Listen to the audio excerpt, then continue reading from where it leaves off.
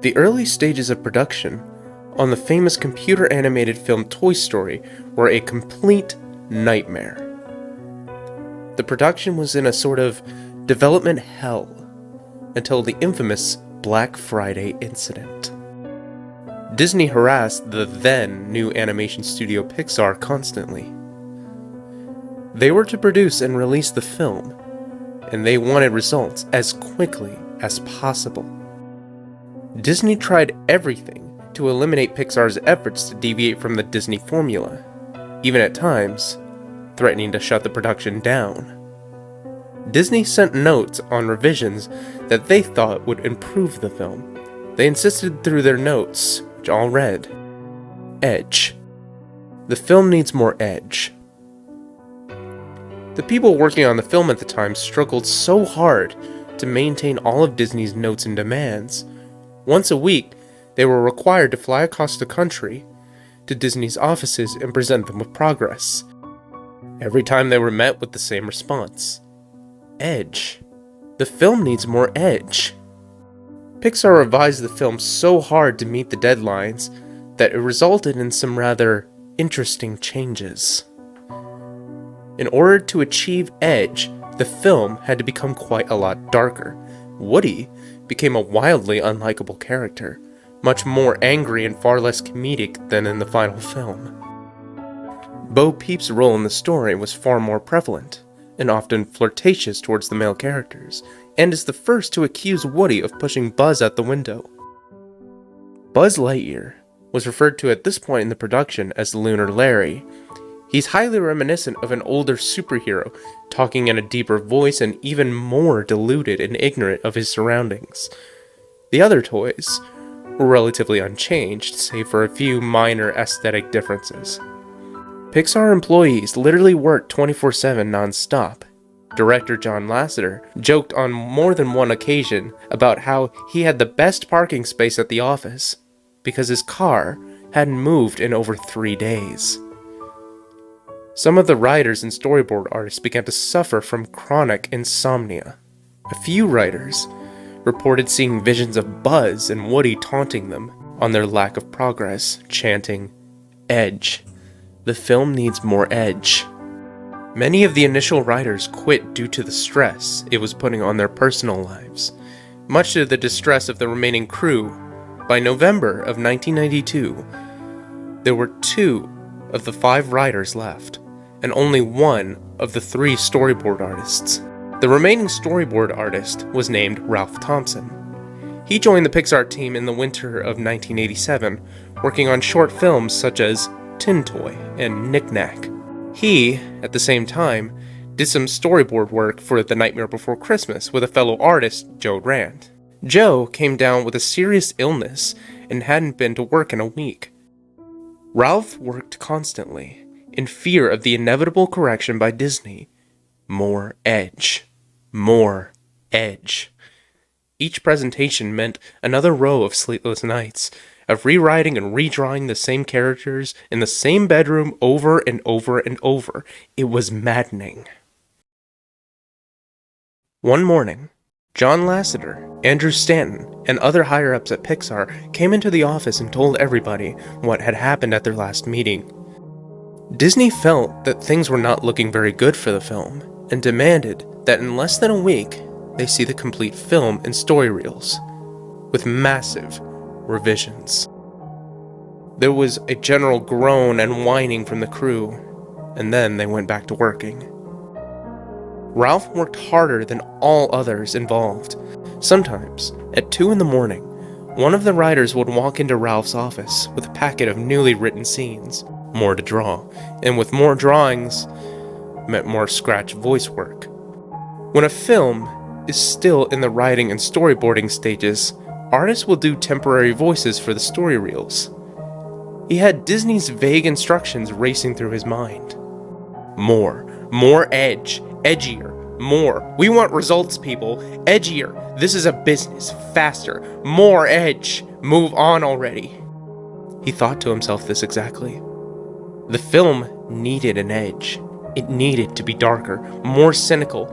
It needed more adult humor in situations. It needed an attitude. Of course. Ralph, you goddamn idiot. How could you not see it sooner? Edge. All of those hundreds of hours bent over a desk, and all you needed was Edge. Why didn't you listen sooner? He gave the film an edge. The story reels were flown over with the main crew to the head offices at Disney. The date was November 27th, 1993. Black Friday. When the film was brought into the Disney screening room, the reel was about 48.5 minutes long. The movie started out as a Western-style shootout between Woody and Andy, resulting in Andy being shot down. It's revealed that this was just a game played inside of Andy's mind. The film continued on with little problems for about the first 20 minutes or so, though several gags seemed off with the overall tone of the film.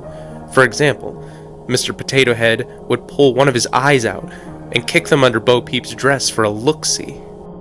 There were several scenes of Woody yelling at the toys to stop caring about Buzz, Larry, and to pay attention to him, accumulating in results of minor acts of violence. The scene comes where Andy can only bring one toy to Pizza Planet, and Woody pushed Buzz out the window. Woody offers to shake hands with Buzz, Larry, only to throw him out the window. There's a stock smashing noise. The other toys are shocked and antagonize Woody for what he has done.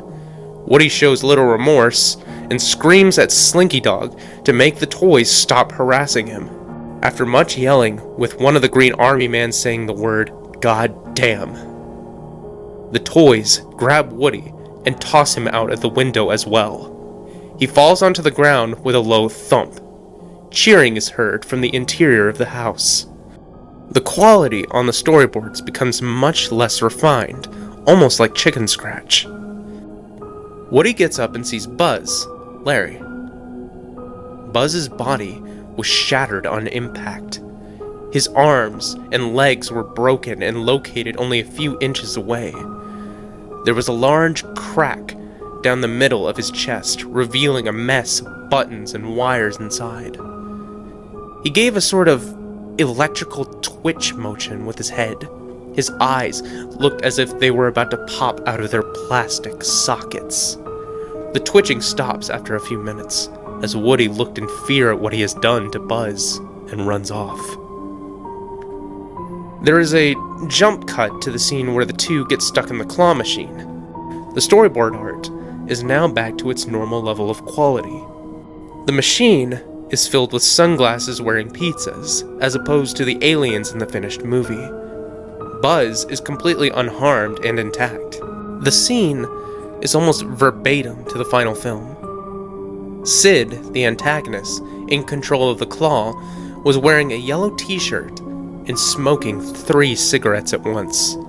The claw grabs Woody and Buzz, Larry, putting them in the clutches of Sid. There is another jump cut, once again returning to the chicken scratch style of artwork. The scene is inside of Sid's room. Woody looks around the room in fear. He tiptoes around the room and collapses after seeing one of Sid's mutant toys. The reel then jump cuts once again to unrelated test animation of the characters running. A few seconds of Buzz running in place, a few seconds of Woody running, and nearly a minute of the two running together. The footage appeared distorted, and Spanish text was present on the screen. There now comes a shot of a completely naked Woody with anatomically correct features, standing in front of a black background, and the trademark Pixar ball is rolling around in the distance. The animation now was in a traditional animation style of a typical 2D Disney film. Woody stares directly into the camera while his flesh begins to rot away, with the exception of his eyes, which remain intact. Woody begins to moan in a low voice. What remains of his lips curl into a smile, bits of flesh peeling off as this happens. He lifts up his decomposing arm and manually waves into the camera. His fingers dig into his eyes. Dark blood oozes from the sockets. Woody begins to scream and growl. Don't you want it? Don't you want it? Don't you love it? He digs so deep as to rip the entire top half of his head off. Woody gives a sigh of relief and begins eating the flesh off of the skull before tossing it aside. He then writes the word edge on the screen with his rotting fingertip. The remaining 15 minutes of the reels were pencil scribbles accompanied by the shrill screams of a young woman. The word edge was burned into the projection screen. The screening ended in complete silence.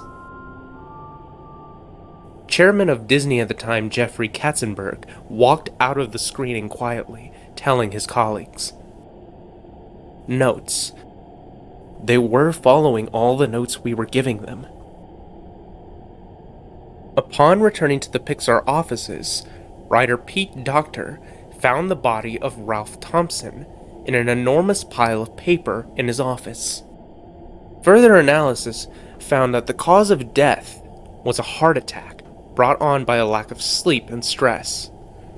The papers were all storyboards and animation cells of the final coherent scene of Woody, while the word edge was scrawled on the back of each one.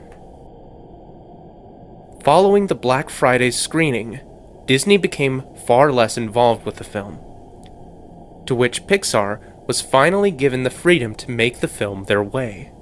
The film went on to be a huge success with critics and the box office. The Black Friday incident, to this day, still remains a mystery.